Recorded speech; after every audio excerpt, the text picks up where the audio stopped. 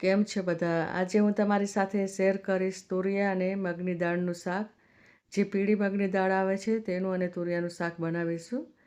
તો સૌપ્રથમ આપણે તુરિયાની છાલ કાઢી અને કટિંગ કરી અને ધોઈને કોરા કરી લેવાના છે. હવે આપણે જે મગની દાળ છે તેને મેં 1 કલાક પહેલાં પલાળેલી હતી. જ્યારે પણ આપણે શાક બનાવીએ ત્યારે 1 કલાક પહેલાં પલાળી લેવાની છે. આવી રીતે પલાળવાથી જલ્દી બફાઈ જાય છે. હવે આપણે એક તપેલીમાં બાફવા મૂકીશું. આ 100 ગ્રામ દાળ છે અને 500 ગ્રામ તુરિયા છે. હવે આપણે પાણી ઉમેરીશું અંદર.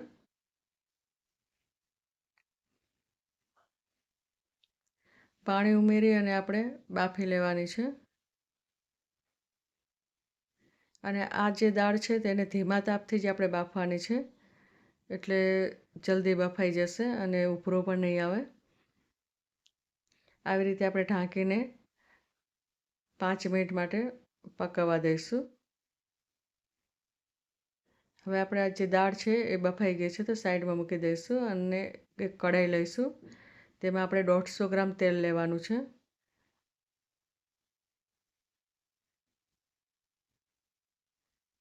અને હવે આપણે આ જે તેલ ગરમ થઈ ગયું છે તો જીરું ઉમેરીશું 1 ચમચી અંદર.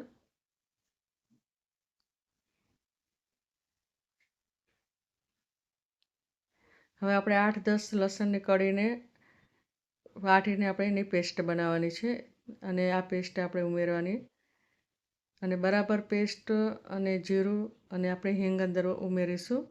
એ 3 વસ્તુને આપણે બરાબર સતળાવા દેવાની છે. બરાબર સતળાઈ જાય ત્યારે જ આ શાક સારું બને છે. તો આપણે એને એકદમ કડક થવા દેવાનું છે વઘારને. જો વઘાર બરાબર ના હોય તો શાક બરાબર બનતું નથી. તો આપણે આ જે વઘાર છે તેને આપણે બ્રાઉન કલરનો થાય ત્યાં સુધી આપણે થવા દઈશું. હવે આપણા જે વઘાર છે તેનો કલર ચેન્જ થઈ ગયો છે. તો હવે આપણે તુરિયા ઉમેરીશું અંદર.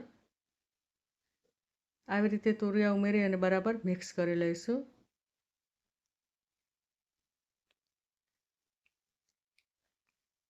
હવે આપણે 3 મિનિટ માટે ઢાંકી દઈશું અને ત્યાં સુધી આપણે મસાલો તૈયાર કરી લઈશું. મરચું, ધાણા જીરું, હળદર અને મીઠું, આ 4 વસ્તુને આપણે મિક્સ કરી લઈશું. આવી રીતે મસાલો મિક્સ કરવાથી શાક સારું બને છે. અને આવી રીતે આપણે મસાલો મિક્સ કરી અને પછી આપણે અંદર પાણી ઉમેરીશું અને આનાથી રસો પણ સારો બને છે અને તેનો સ્વાદ પણ વધી જાય છે જો આવી રીતે આપણે ઉમેરીએ તો.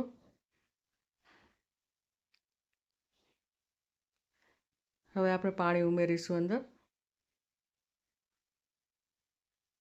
પાણી ઉમેરી અને બરાબર આ મસાલાને મિક્સ કરી લેવાના છે.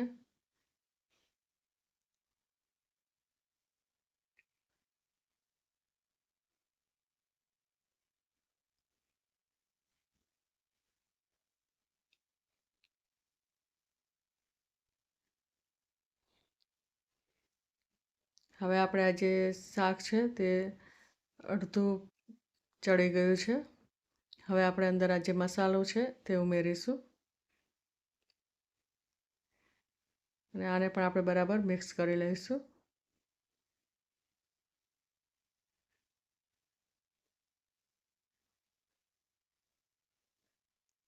આવી જ રીતે મારી ચેનલમાં ઘણી બધી રેસીપી મેં આપેલી છે ગુજરાતી, તો તમે બધા જરૂરથી જોજો.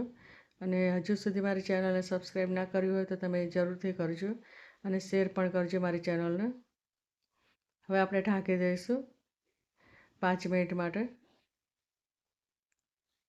5 મિનિટ પછી આપણે મગની દાળ જે બાફીને મૂકી હતી એ આપણે ઉમેરીશું અંદર.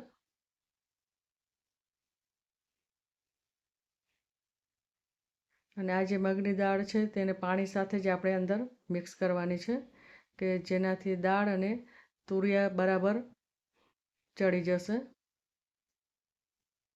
આવી રીતે આપણે ફરી એને ઢાંકીને થોડીવાર પકાવવાનું છે.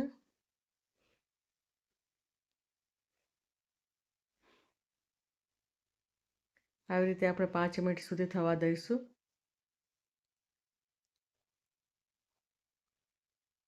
હવે આપણે આ જે શાક છે એ બની ગયું છે.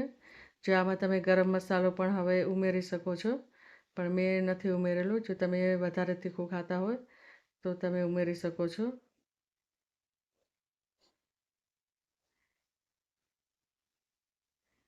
હવે આપણે એક બાઉલમાં કાઢીશું. આ શાક એકદમ સરસ બન્યું છે. રોટલી, ભાખરી, પરોઠા સાથે ખાઈ શકો છો તમે. અને આ મગની દાળના લીધે આનો ટેસ્ટ પણ સારો આવે છે. તો આવી જ રીતે અવનવી રેસીપી જોવા માટે મારી ચેનલને શેર કરો, સબસ્ક્રાઈબ કરો અને કયા ગામથી જુઓ છો તે જરૂરથી કોમેન્ટમાં લખજો. અને નવા હોય તો સબસ્ક્રાઈબ કરવાનું ભૂલતા નહીં.